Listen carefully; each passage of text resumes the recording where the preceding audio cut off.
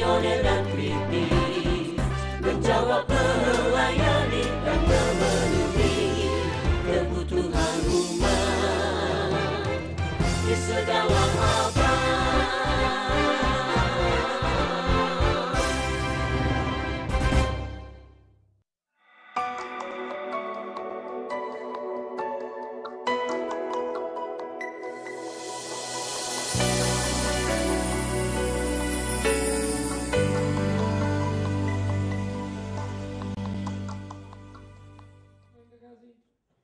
Kita akan membuka Alkitab kita dari Lukas pasal 23 ayat 1 sampai 25 akan menjadi pokok pikiran kita pada kesempatan minggu yang kudus ini.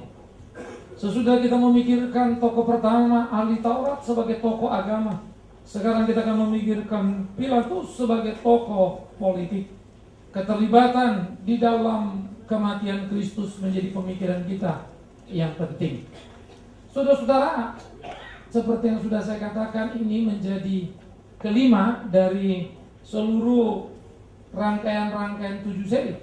Dan sampai sekarang saya bersyukur masih ada 2 lagi. Ya, untuk 2012, 2013 saya berdoa supaya bisa jadi 10, 70. Tetapi yang saya lebih rindu lagi kalau semuanya saudara sudah mendengar ulang lagi yang sebelum-sebelumnya ada 4 bagian. Belajar, ulang, dengar lagi. Ya, itu sebab DVD-nya dibuat. Beli, ambil, distribusi, belajar, serius, penuh dan bertumbuh.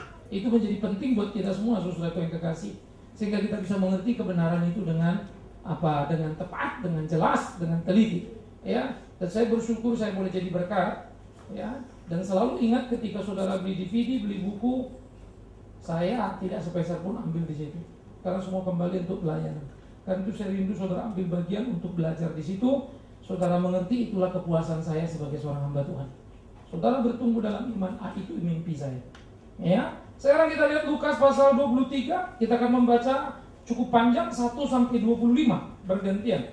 Saya baca 1, saudara baca 2, terus hingga selesai ayat 25 dari kitab Injil Lukas pasal 23. Lukas 23 ayat 1 kita bergantian. Lalu bangkitlah seluruh sidang itu, dan Yesus dibawa menghadap Pilatus.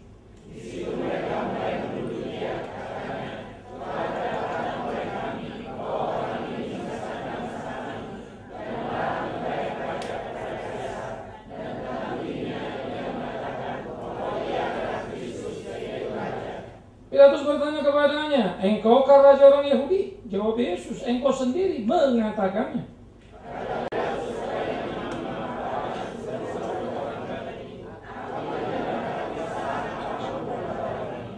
Tetapi mereka makin kuat mendesak, katanya, "Ia menghasut rakyat dengan ajarannya di seluruh Yudea. Ia mulai di Galilea dan sudah sampai ke sini."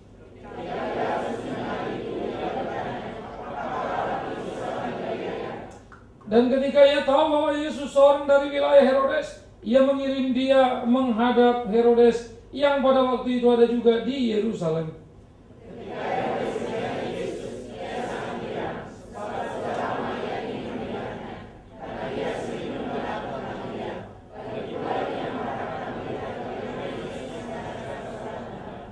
Ia mengajukan banyak pertanyaan kepada Yesus, tetapi Yesus tidak memberi jawaban apapun.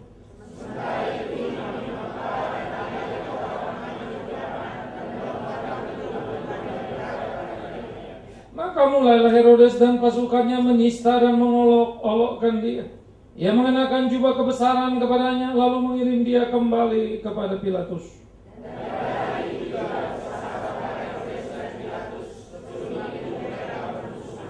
Lalu Pilatus mengumpulkan imam-imam kepala dan pemimpin-pemimpin serta rakyat.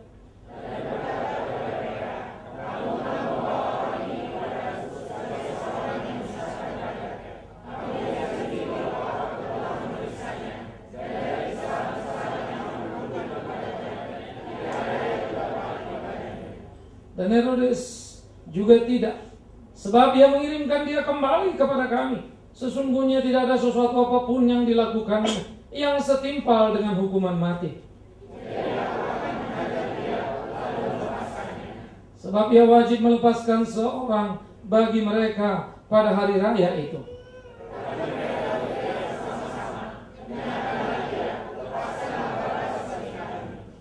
ini dimasukkan ke dalam penjara berhubung dengan suatu pemberontakan yang telah terjadi di dalam kota dan karena pembunuhan.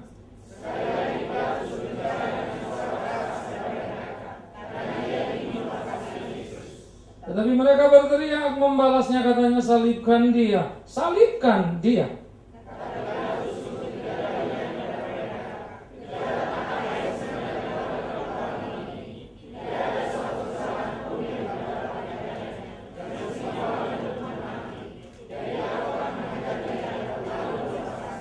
Tetapi dengan berteriak mereka mendesak dan menuntut supaya dia disalibkan, dan akhirnya mereka menang dengan teriak mereka.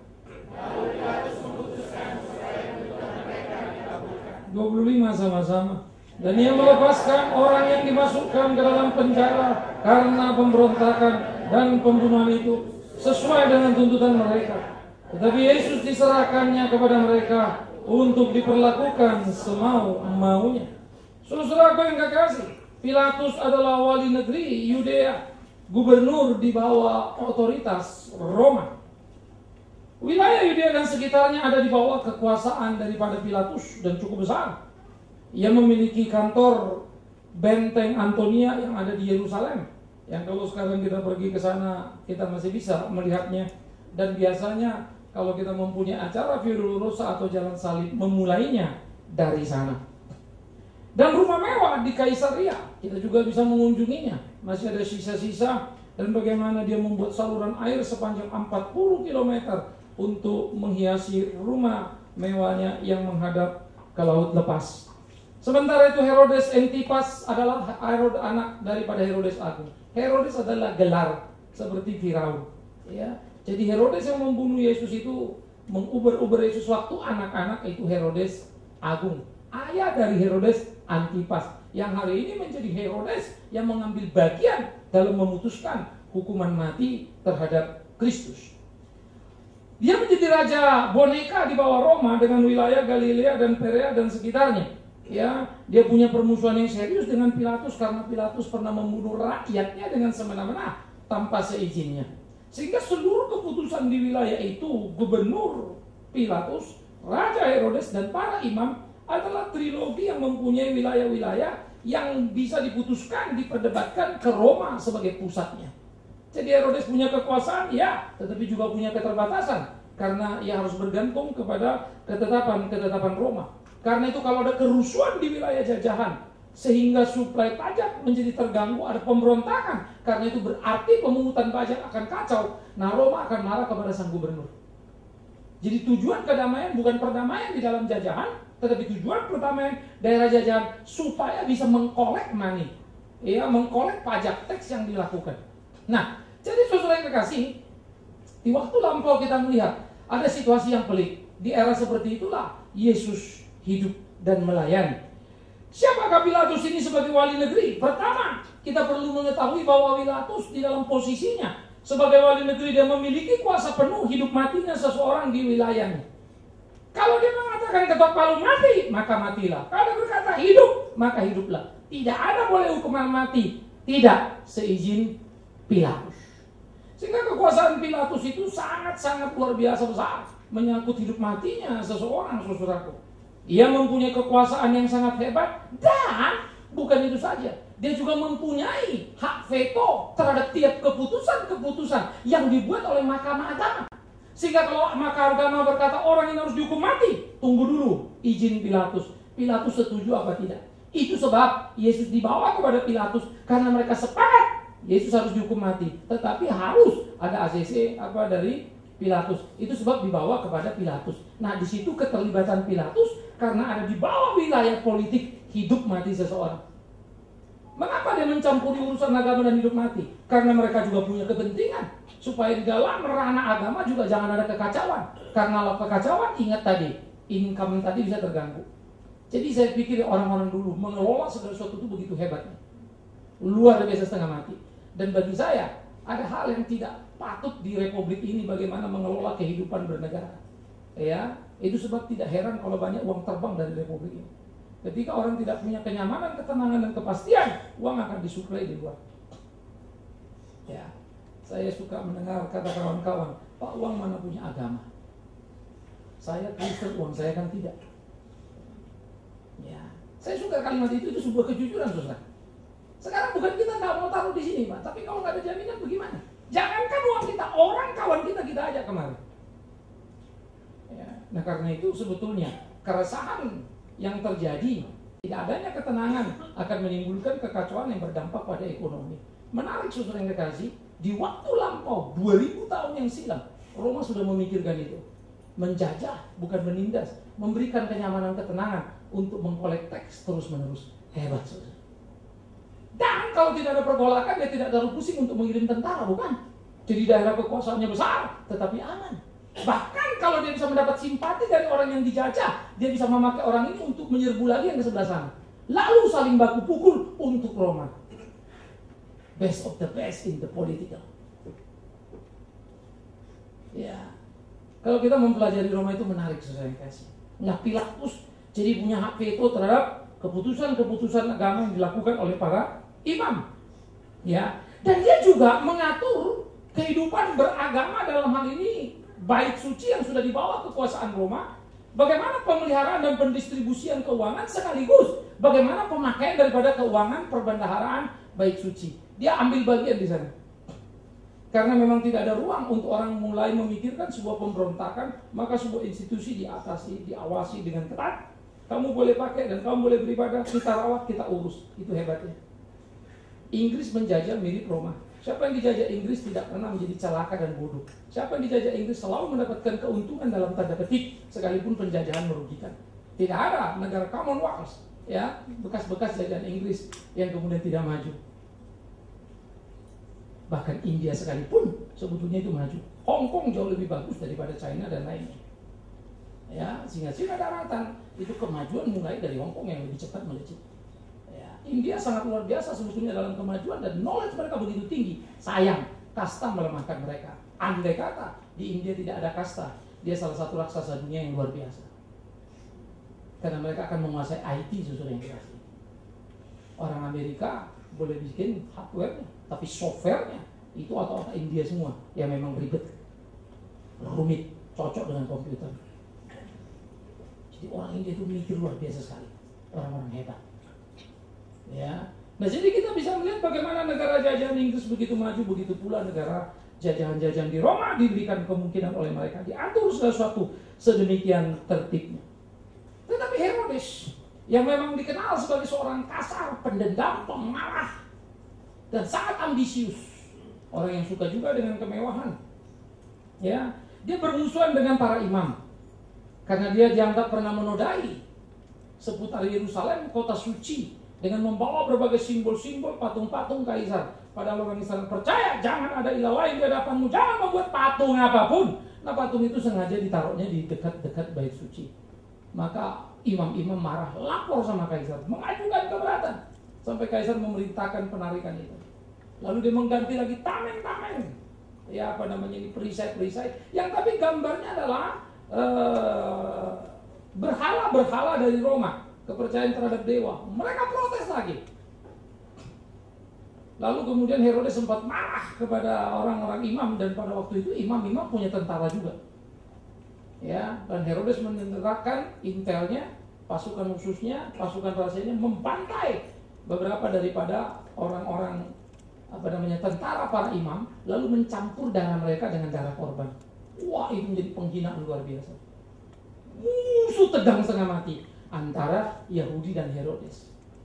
Kalau perlu mereka akan membuat sebuah keputusan jangan berurusan dengan Herodes, kira-kira itu. Tapi hari itu mereka rela berurusan dengan Herodes yang mereka benci, asal hukum mati terhadap Yesus turun. Jahat luar biasa. Kalau kita mengerti sedikit sejarah sosial politik dan kita menyukainya, bagi saya itu menyenangkan sekali untuk menelitinya. Sehingga saya pikir luar biasa sekali ya.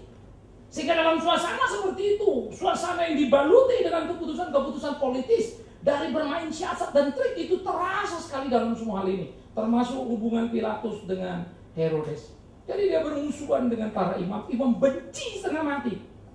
Khususnya apa yang dilakukannya terakhir ketika mencampur darah para tentara mereka dengan darah korban, itu penghinaan yang paling hina. Tetapi demi ambisi dan kebencian kepada Yesus, mereka rela untuk kerjasama. Gila ya. tampaknya mereka sedikit dengan tekanan kepada Pilatus. Karena Pilatus mempunyai pertimbangan kengerian. Jangan-jangan nanti orang Yahudi melapor lagi ke Roma, lalu jabatan dia bisa kalah. Dan mereka bersumpah ya, akan melaporkan segala apa saja kecil-kecilnya. Dan mereka berjanji akan berdemo kalau sampai tidak. Dan Pilatus melihat masa itu yang dibawa pemimpin ahli Taurat sudah mulai kayak orang kesurupan. Tetapi pada waktu kita menonton kita akan bingung. Siapakah penjahat yang begitu jahat yang menimbulkan kebencian yang hebat? Lalu Anda melihat sosok Yesus dan Anda akan kaget. How can? Bagaimana bisa? Siapakah penjahat yang paling jahat yang menimbulkan kebencian yang sangat hebat? Anda akan melihat Yesus. Mana boleh? Tapi tahukah engkau saudaraku, siapa yang paling tidak kita suka dalam hidup ini? Saya akan jawab juga Yesus. Munafik kalau kita bilang kita paling suka Yesus, kita paling suka diri kita, maka kita lakukan apa yang kita suka. Kita berani mengabaikan Yesus untuk kepentingan dan cita-cita dan keinginan gairah kita, bukan? Jujur saja, yes. Nggak jelas nomor Yesus itu nomor berapa.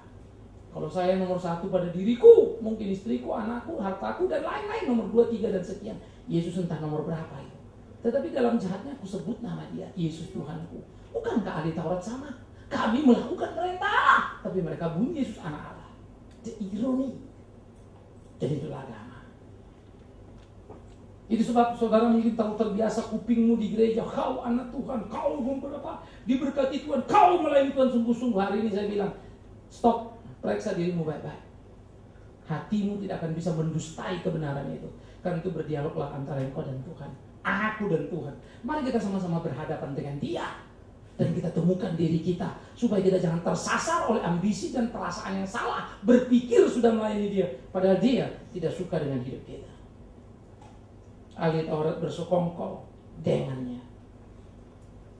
Ia juga pernah memakan uang daripada Yerusalem ketika kemudian Yerusalem itu uang perbendaharaan yang dipakainya untuk membangun saluran air yang saya sebut 40 km panjangnya untuk mengairi Kaisaria. Dan bahkan kemungkinan itu disambung pakai jalur khusus ke Yerusalem. 40 km. Pada waktu saya melihat sistem pengairan itu saya berpikir betapa luar biasanya orang dulu bisa menghitung ketinggian dan kerendahan sehingga betul-betul persekian. Karena kalau terlalu tinggi kan nanti 40 km itu dia jomplang kayak apa kan. Tapi itu betul-betul sehingga air itu mengalir, tidak terlalu deras. Tetapi juga tidak berhenti. Hebatnya. Saya nggak ngerti bagaimana mereka mengukur itu dulu sehingga begitu presisinya. Sehingga tiap kali saya memikirkan dan saya punya kekaguman. Ada 1001 penjelasan, tetapi selalu menyisakan rasa penasaran. Kebrilianan berpikir, ide-ide bagi saya itu hebat. Situasi sosial politik lalu saya membayangkan betapa hebat sistem yang mereka kerjakan, saudara yang saya kasih. Dan bukan itu saja. Pilatus juga pernah bermusuhan dengan Herodes karena membunuh rakyat Herodes yang semena-mena. Itu wilayah kekuasaan Herodes. Pilatus menerobos, tidak ngomong-ngomong sama Herodes. Ajar! Nah itulah dia. Kalau dia mau melakukan apa yang dia lakukan, dia akan lakukan.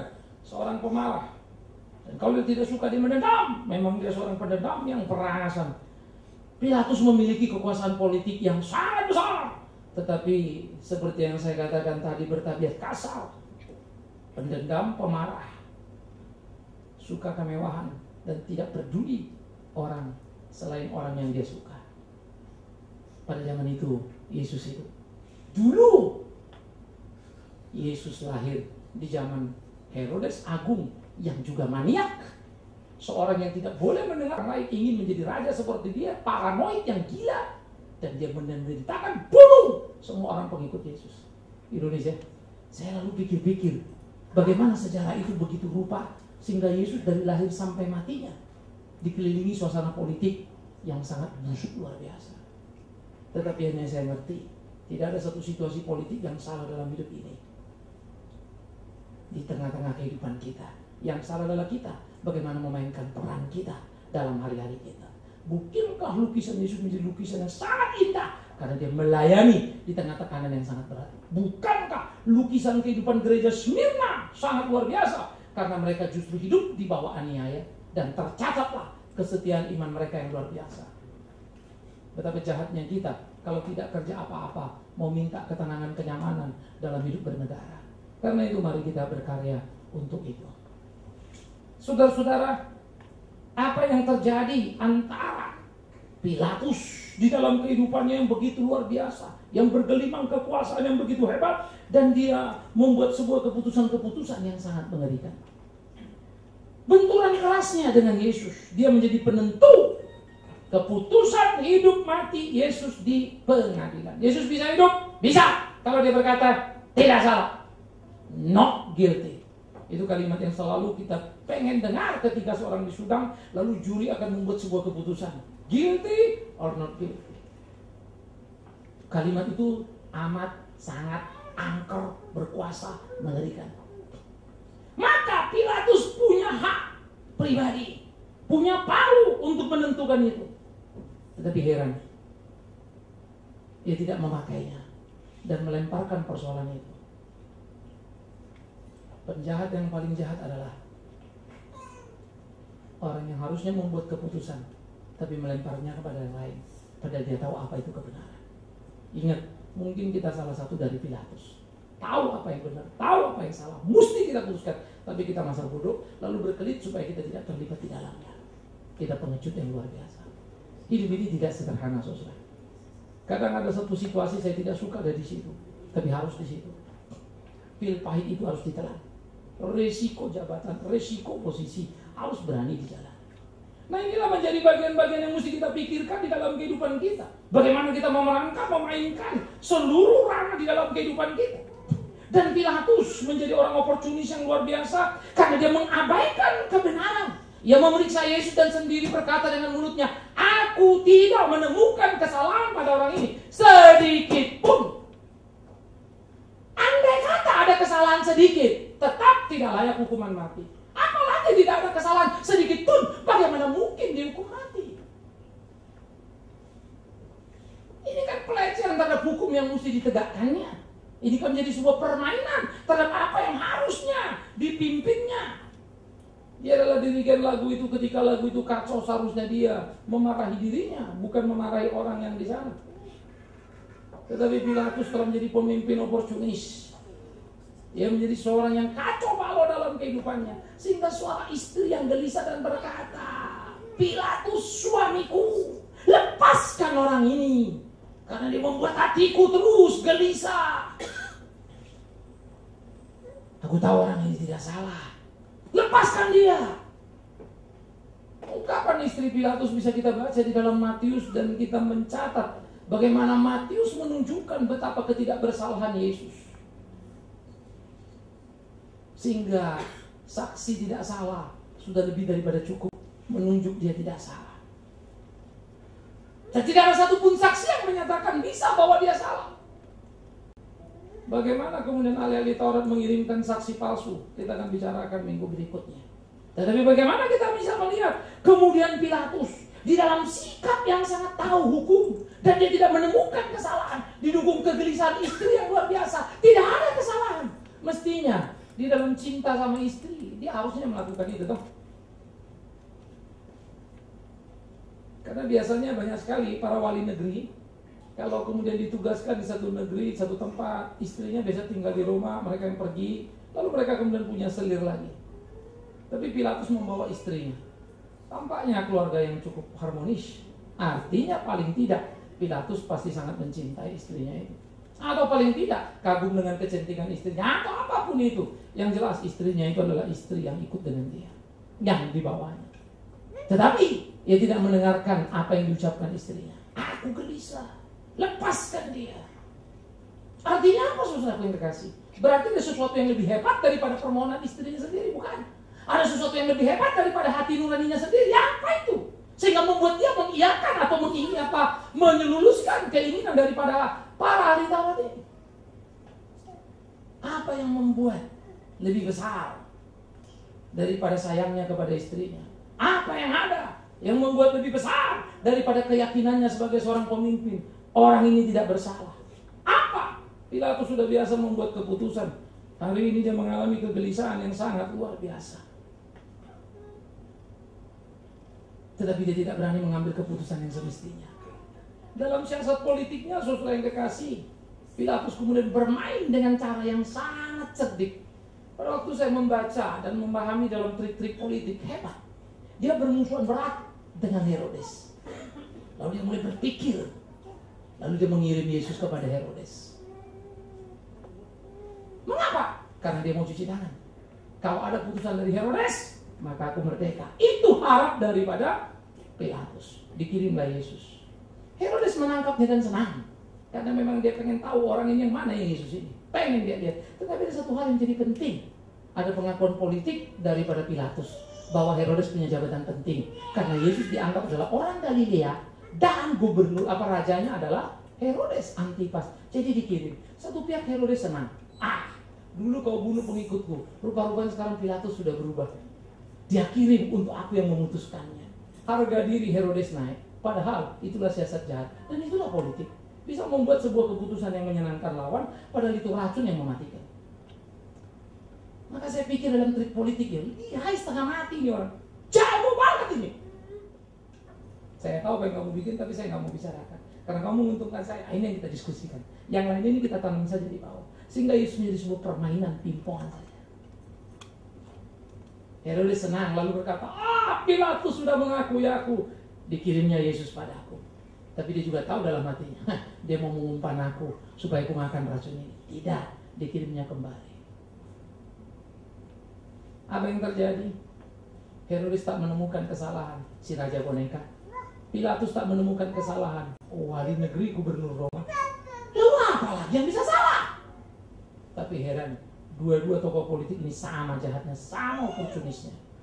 Tidak punya harga diri dan tidak berani benar untuk menyatakan apa yang semestinya. Saudaraku yang kekasih, ironis. Saya pikir di republik kita pun apa bisa berubah kalau ada demo yang besar. Demo ini, demo itu semua berubah. Pinggir kiri lagi, kanan lagi. Sampai kita nggak tahu mau kemana kita pergi. Miris. Saya mulai membayangkan pergerakan orang banyak memang sangat luar biasa. Pertandingan percaturan adalah kalau kau bisa menggerakkan massa, kau akan punya kuasa.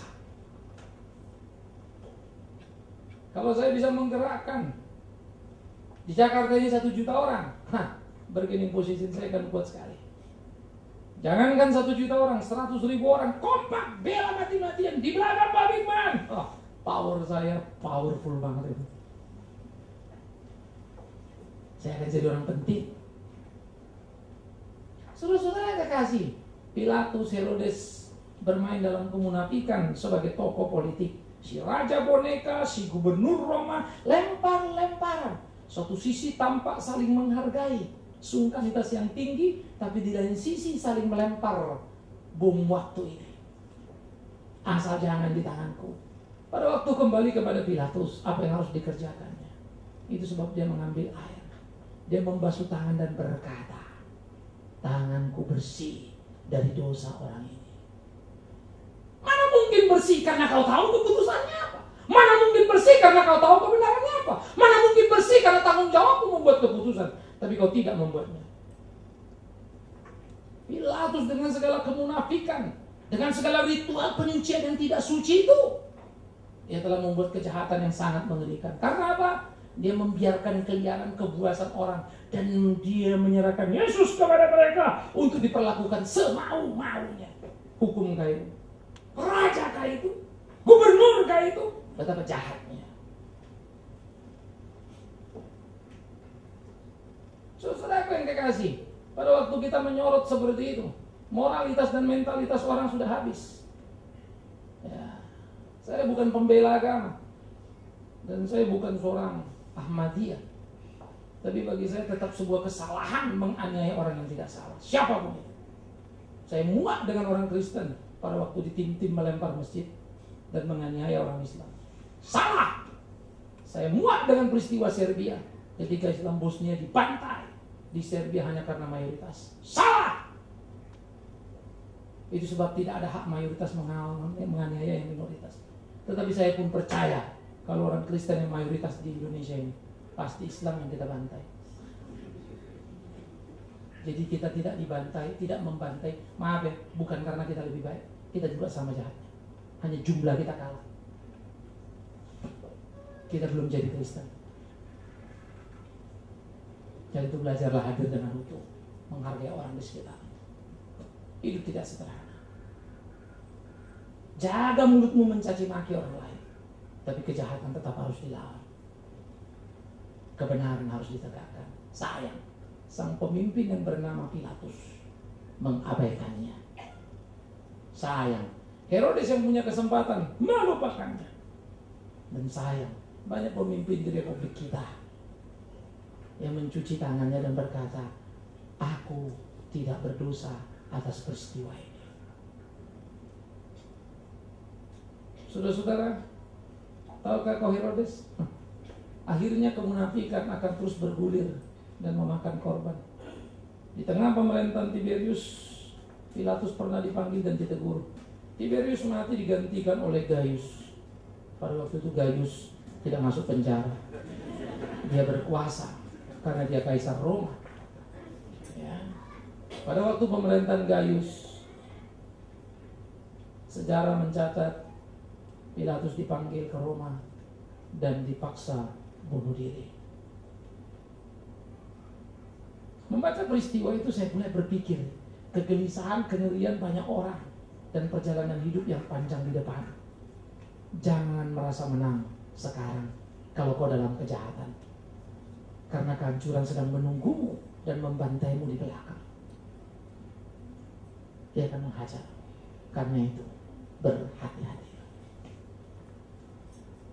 Tak ada yang hebat. Herodes pun pada akhirnya hidup di pembuangan. Si raja boneka, si oportunis itu akhirnya dibuang. Hidup dalam kegelisahan. Baik Allah yang dibanggakan para imam tahun 70 oleh Kaisar Titus dilululantakkan. Habislah simbol keagamaan dan kebanggaan kosong itu. Hancur semuanya. Bunuh luar biasa. Bom waktu yang diwariskan pada anak cucu. Itu mengerikan, saudara. Oleh karena itu di dalam situasi apa yang dibuat oleh Pilatus maupun Herodes sebagai oportunis tadi, lalu dia membiarkan Kristus disalib sekalipun dia tahu tidak salah, bahkan istrinya mendukungnya, dan Herodes pun mengiyakan, tidak ada salahnya. Dia tahu dia harusnya membebaskan, tapi teriakan orang banyak membuat dia gelisah. Apakah dia takut teriakan orang banyak? Bukan. Yang dia takut kalau orang banyak memberitahu kepada Roma, lalu Roma tahu dan mencopot jabatannya. Dia terlalu cinta dengan jabatannya. Dia terlalu cinta dengan posisinya. Dia terlalu cinta dengan apa yang akan diharapkannya. Sehingga akhirnya ia melakukan sesuatu kengerian di dalam hidupnya dan membuat keputusan yang salah. Dan akibatnya ia melakukan sesuatu yang sangat mengerikan, di mana Yesus dibiarkannya diperlakukan semena-mena. Padahal hukum justru diadakan untuk membuat sebuah keputusan bisa dipertanggungjawabkan, tetapi Pilatus membiarkan mereka memperlakukan semena-mena. Raja apa itu? Gubernur apa itu? Kok biarkan orang semena-mena? Nalar kita sudah nggak bisa mengukur itu.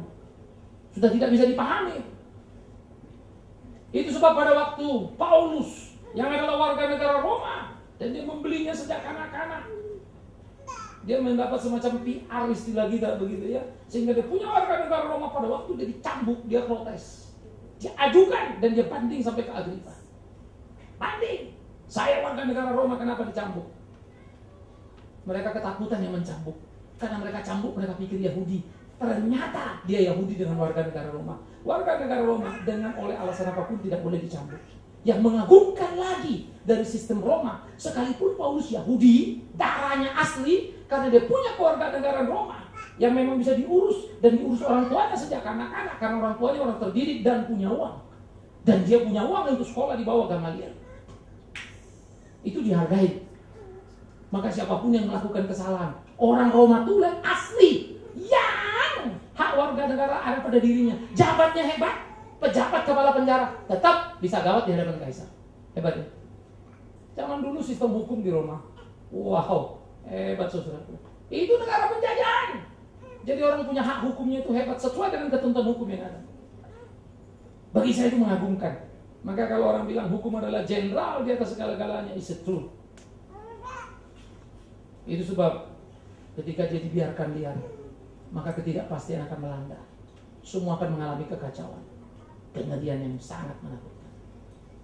Jadi Pilatus pada waktu itu cuma takut kalau ini berbalik, lalu mereka menggugat, lalu Roma dengar dan dia dicopot. Dia nggak mau itu.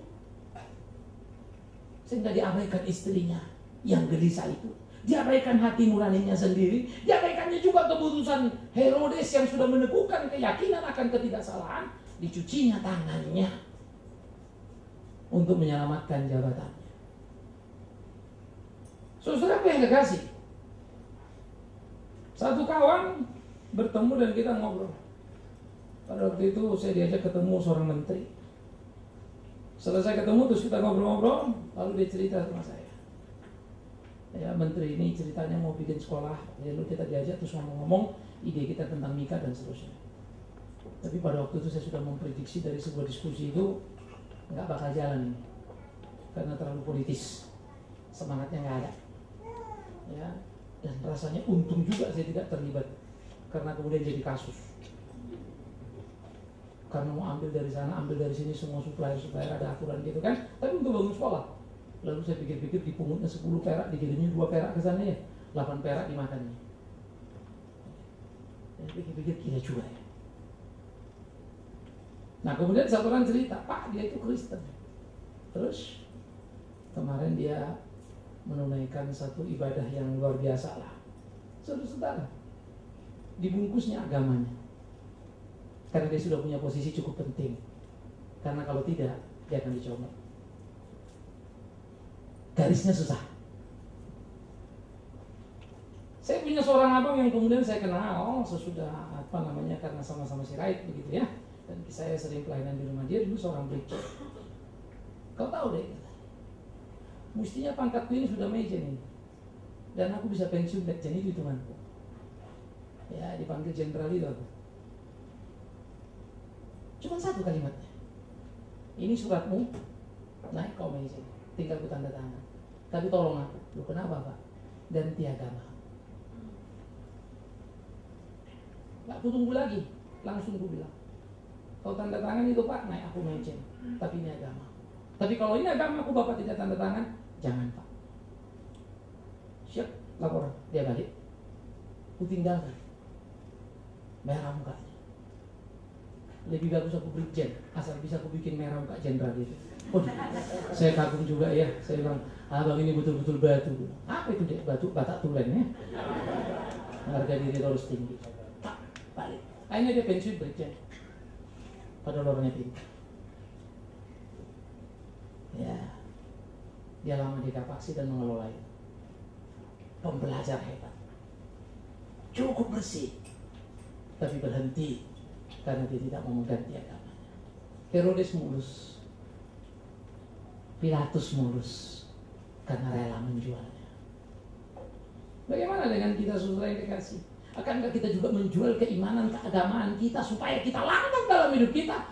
Supaya langgeng yang kita punya seperti apa yang dilakukan oleh Pilatus, kita sangkali keimanan kita. Seharusnya kita berani. Sekalipun untuk itu kita perlu bijak. Marilah kita bijak, tapi jangan hilang keberanian. Pintar, tapi jangan kehilangan keberanian. Punya taktik, kiat-kiat hebat, tapi jangan hilang keberanian untuk tetap murni di kehidupan. Pilatus tak punya pegangan itu. Dilepasnya dan dia menjadi salah di dalam kehidupannya, sehingga sikap oportunis Pilatus itulah yang membawa Yesus pada hukuman mati dan disalib. Sekalipun tidak ditemukan kesalahan Kristus, orang mati tanpa salah. Padahal Pilatus sendiri sudah ngomong, tidak ada kesalahan kutemukan pada orang ini sehingga hukuman mati layak bagi dia. Nggak ada. Lah kalau nggak ada, bebaskan. Tapi sekarang kuserahkan sama kalian. Urusan kalian, aku cuci tangan. Tidak bisa, kau pemimpin. Kau tahu apa itu kebenaran. Tapi dia pertaruhan dengan jabatan. Toh dia sudah bikin banyak masalah dengan orang Yahudi. Dia takut ini menjadi puncak dan hancurlah dia. Maka kemudian dia rapi-rapikanlah semua. Itu sebab saya selalu berkata, kalau hidupmu penuh dengan dosa di belakang sana, saudara, masa depanmu akan banyak masalah. Tapi kalau hidupmu penuh dengan kebenaran, masa depanmu indah. Bersahabatlah dengan banyak orang yang beda-beda agama, maka banyak kawan yang menolongmu. Coba pakai mulutmu menghina agama lain, banyak musuh yang menunggu. Saya tidak bangga dengan orang-orang Kristen yang kerjanya caci maki sana, dipikirnya bangga, hebat, jago. Bagi saya itu sampah. Jangan pernah menghina apapun, karena Tuhan tidak ajar itu. Tapi nyatakan kebenaran. Kebenaran tidak bisa dibantah. Dengan sendirinya yang tidak benar akan menjadi telanjang, bukan? Nah, elegansi sikap seperti ini mesti kita munculkan dalam hidup kita. Berdialog, bersahabat, tunjukkan keunggulan. Ini menjadi pertandingan kita, saudara. Saya pikir pada waktu beberapa kali saya diundang dialog umat beragama, beda agama, saya bertanding, bermain dengan kata-kata. Saya bisa mengatakan kita leading tanpa harus merasa orang itu salah. Wah, itu betul, Pak. Kristen ada begini. Sampai yang bawa acara yang bilang, wah, luar biasa ya, Pak. Saya paksa dia ngaku. Tidak perlu saya bilang luar biasa loh. Karena barang luar biasa pasti luar biasa. Kalau ada diamond bagus kau tunjukkan, nggak usah kau bilang itu bagus. Semua orang bilang hebat banget, Pak. Nah, kau punya nggak, itu persoalannya. Tapi kalau kau bilang, Pak, saya punya diamond bagus loh, Pak, besar segede gajah begini-begini. Ada yang bilang, yang kulihat cuma satu, Pak. Apa? Bohong kau, selesai. Dia nggak akan tahu ya. Nilai itu loh. Itu sebab saya amat sangat percaya. Ada pertandingan elegan yang bisa kita mainkan tanpa harus kita berubah warna. Sayang, Pilatus melacurkan jabatannya, melacurkan dirinya. Kiranya kita belajar untuk tidak melakukan itu dalam kehidupan kita. Kita belajar supaya jangan mengulang kesalahan yang sama, terlibat lagi dalam penyaliban Kristus karena sifat oportunis kita itu. Yang mau mendapatkan yang kita inginkan, kita abaikan kebenaran. Belajar untuk memegang itu teguh dalam prinsip kehidupan kita. Sikap oportunisnya menyebabkan kematian orang tidak bersalah. Bukan kematian yang kita sesali. Karena semua orang benar pun bisa mati. Entah ditabrak, entah apa. Banyak cara kematian. Tetapi membiarkan kesalahan, itu yang mengerikan. Itu sebab saya suka pepatah hukum. Lebih bagus membebaskan orang bersalah daripada menghukum orang yang benar. Karena itu akan menjadi sangat salah. Hati itu tidak pernah bisa berhenti. Dituduh kau seumur hidup. Itu akan menjadi kengerian yang luar biasa, saudara kasih. Itu sebab dalam diri kita, dalam hidup kita, hati-hati untuk tiap keputusan-keputusan kita. Di dalam memainkan peran kita, supaya kita betul-betul memikirkan yang pas. Kita tolong satu orang, tapi 50-50 ini benar apa enggak benar, benar apa enggak benar. Lebih bagus kau tolong, mungkin dia enggak benar. Daripada tidak kau tolong, ternyata dia benar. Tapi cermati baik-baik. Kalaupun kau ragu untuk sebuah pemberian, lakukanlah. Tapi jangan memberi tanpa berpikir, karena itu akan jadi salah. Karena kau melompati kebenaran yang seharusnya. Saudara-saudaraku yang kekasih, kemungkinan Pilatus sebagai tokoh penyaliban, yaitu sifat atau sikap oportunisnya yang membiarkan bahkan melegalitas ketidakadilan terjadi. Dibiarkannya orang-orang Israel itu melakukan semau-mau mereka. Jahat sekali ya. Dibiarkannya terjadi hukuman mati pada orang tidak bersalah. Padahal itulah tugasnya menjaga bagaimana hukum itu tegak dan berdiri. Pilatus, tokoh politik yang sangat cinta pada kekuasaan dan penuh dengan siasat jahat, dan dia bermain-main dengan kekuasaan, memerangkap dan menyerahkan Yesus ke dalam kematian. Dia tidak peduli dengan risiko apapun. Yang dia tahu cuma satu, ketika kulakukan ini, jabatan masih menempel pada diriku. Dia tidak peduli hari esok. Dia tidak peduli apa yang terjadi bagi anak cucunya. Pikirkan baik-baik, saudara yang kekasih. Dulu saya ingat dalam sejarah, ada satu pendeta, karena ada satu pendeta ditangkap bersaksi. Kami orang Kristen harus bersaksi. Salah pendeta ini dipanggil saksi ahli gitu ya. Memang punya jabatan penting di struktur kegerejaan di Indonesia. Oh, tidak harus. Kemudian saya ingat banget, dia berjalan dalam kehidupannya, nggak ada nama Tuhan. Yang jelas kemudian dia Parkinson. Hari tuanya dilewatinya dengan cara yang tidak menyenangkan. Dan yang repot adalah banyak orang tidak simpati padanya. Sakit di kesendirian, lebih sakit sendiriannya daripada sakitnya. Sakit di keramaian karena banyak orang memperhatikanmu, kau kuat menanggung sakit. Tapi kalau tidak ada orang lihat kau, itu yang paling mengerikan. Itu yang paling menyedihkan. Saya melihat bagaimana tangan Tuhan menghukum. Tetapi saya pikir-pikir masih untung kalau dihukum. Kalau saja di kesepiannya dia sadar dan menangis, Tuhan ampuni aku, alangkah indahnya. Yang lebih repot kalau nggak diapa-apain Tuhan, dibiarkan terus lewat jalan tol. Begitu mati, langsung cepat sekali ke neraka. Dia pikir masuk surga, aku tidak mau orang yang membuat kejahatan, ayolah. Waduh, tidak ada waktu lagi untuk dia sadar dan berubah. Oleh karena itu, saudara yang kekasih, apakah kita mempunyai kemungkinan yang sama dengan Pilatus?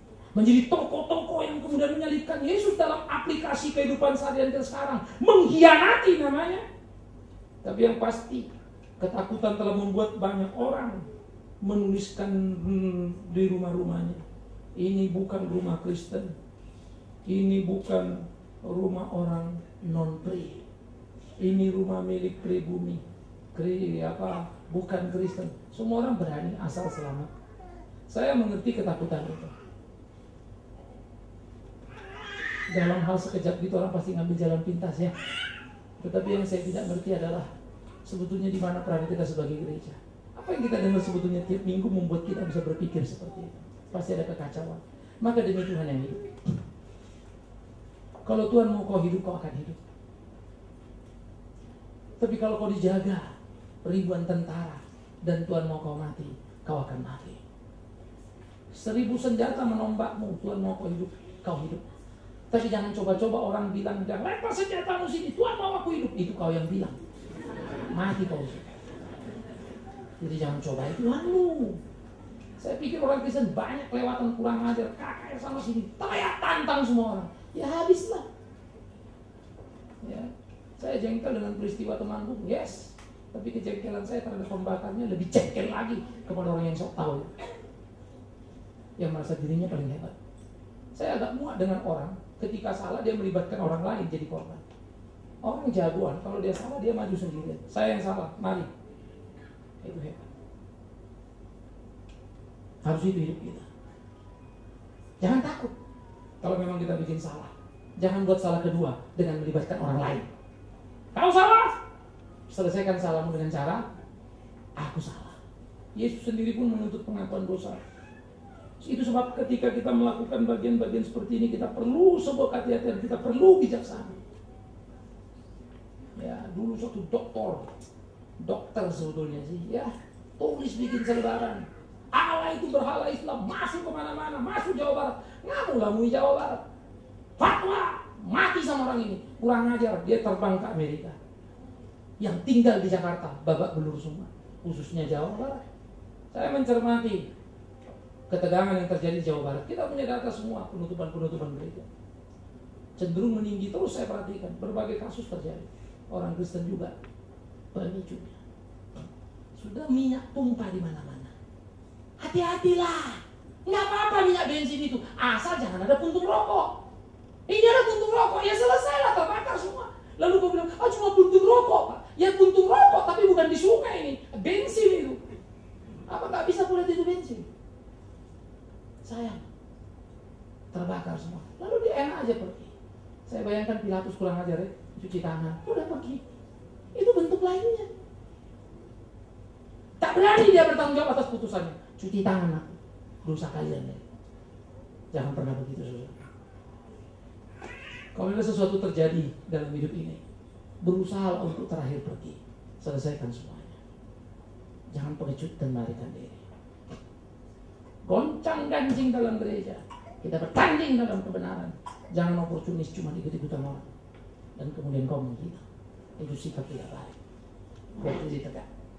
A untuk A, B untuk B. Jangan takut, Tuhan pasti menjaga kita.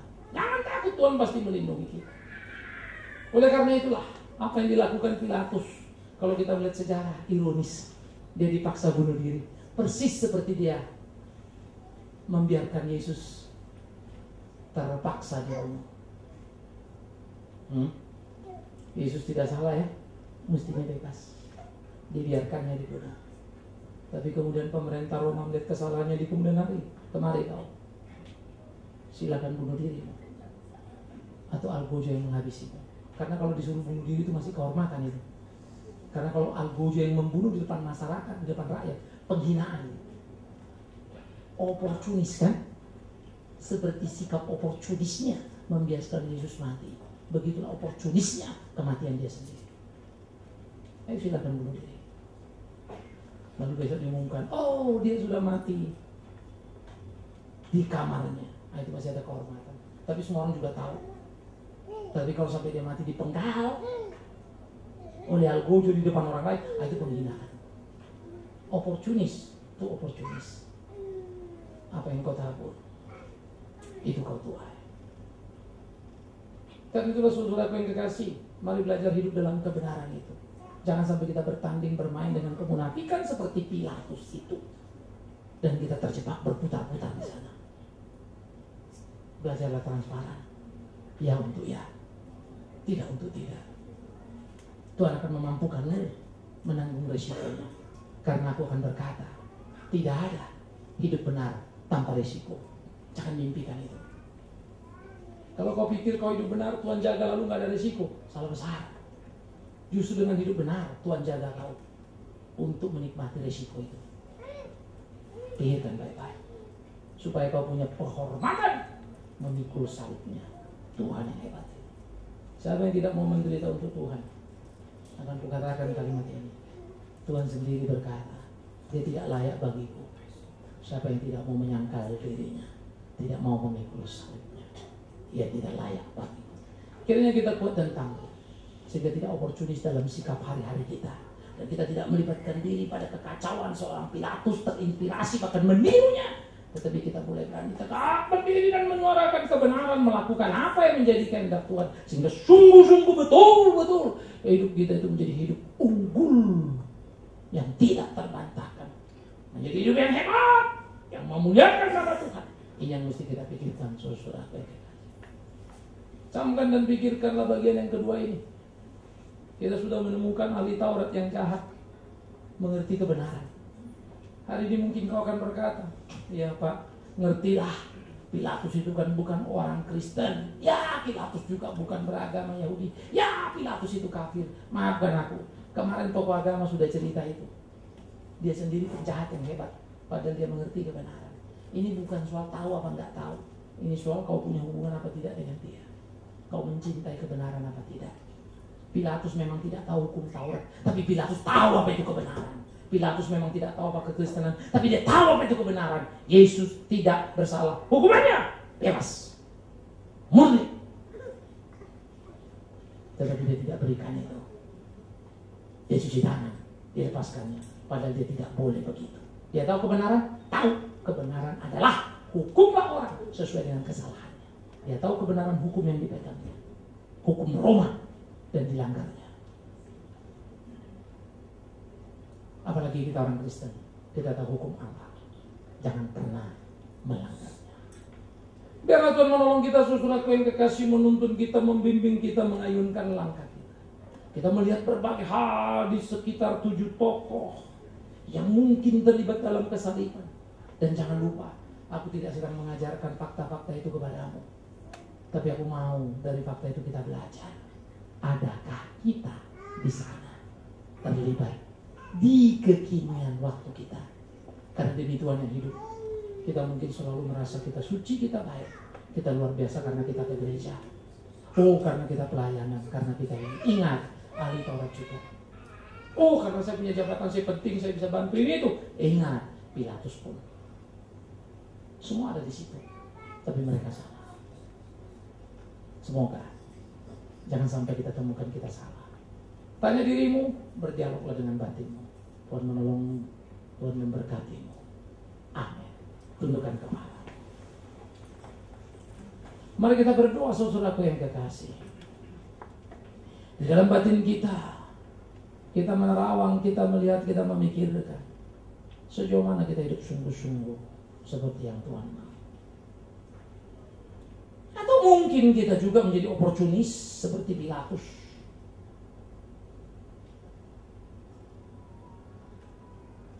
Yang mengabaikan kebenaran yang diketahuinya untuk keuntungan diri dalam posisinya. Periksa dirimu, jangan sampai kita di sana. Kalau ada ada sifat seperti itu dalam diri, berdoa katakan, Tuhan ampuni aku. Tak persis tapi mirip, aku berlaku sama. Tolong aku. Percayalah. Bila engkau hidup dalam kebenaran, jika engkau hidup dalam kesungguhan, berkatnya tak akan putus untukmu. Dan dia tahu bagaimana memberkatimu dunia. Dan kau tahu hidup ini adalah anugerah yang tak terbilang. Bapa dalam surga, terima kasih untuk firman hidup. Terima kasih untuk perenungan. Terima kasih untuk hari-hari kami. Tolong kami, tuntun kami, bimbing kami di jalan kami menemukan kesejatian hidup itu. Sehingga kami boleh berani hidup seperti apa yang Tuhan mau, mengatakan ya untuk ya dan tidak untuk tidak. Tidak terjebak pada sifat-sifat ataupun sikap oportunis Pilatus. Siasat busuk yang tampaknya indah dan mulus tetapi penuh dengan kandungan kejahatan di dalamnya. Iya Tuhan, ajar kami menghargai dan mencintai kemurnian hati, sehingga dengan hati nurani yang murnilah kami melayanimu, melakukan apa yang menjadi kehendak-Mu, sehingga hidup kami menjadi hidup yang berkenan kepadamu. Bapa di dalam surga, ini kami, lihat kami, tolong kami. Kami serahkan hidup kami ke dalam tangan-Mu. Tuntun pimpin dalam cinta kasih-Mu, supaya hidup kami boleh menjadi hidup yang memuliakan nama-Mu. Terima kasih Tuhan.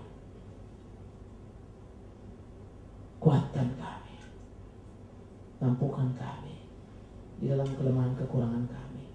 Karena itulah rindu kami menjadi laskar-Mu yang sejati. Dalam nama Tuhan Yesus Kristus kami berdoa. Amin.